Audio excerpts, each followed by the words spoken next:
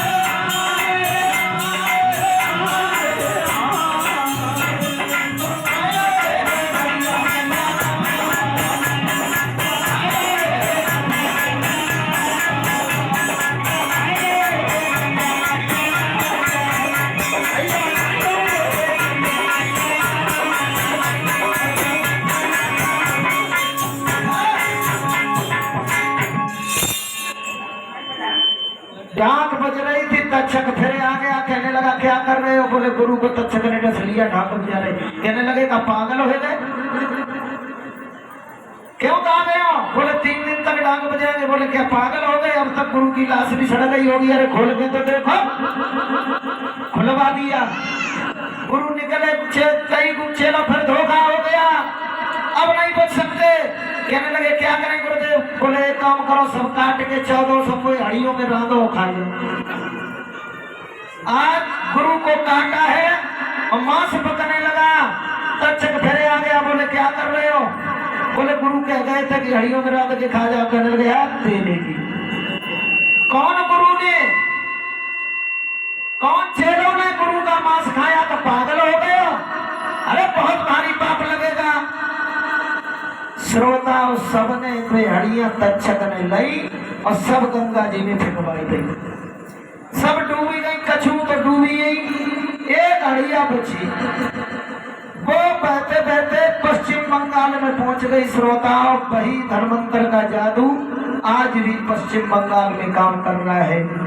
इधर जादू तो नष्ट हो गया, तक्षक गया है और जाकर के गंगा जी में एक बहुत सुंदर फूल पे छिप गया और फूल में बहता हुआ महाराज परीक्षित गंगा जी के किनारे नित्य क्रिया को पहुंचे। जैसे ही फूल को बहते हुए देखा, महाराज परीक्षित से रुका नहीं गया और उन्होंने जाकर के वो फूल को उठा लिया और जेब में रख लिया।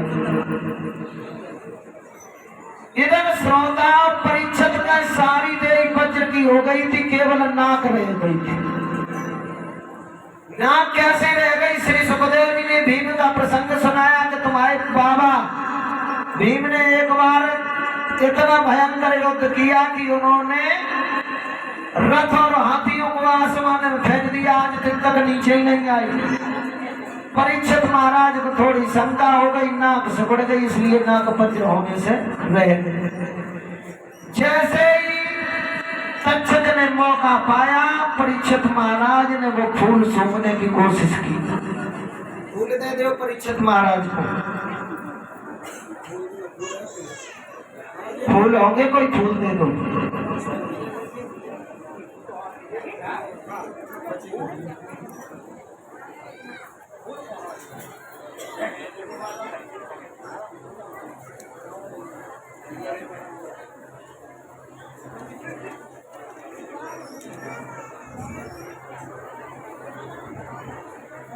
सूंघ करके फेंक देना।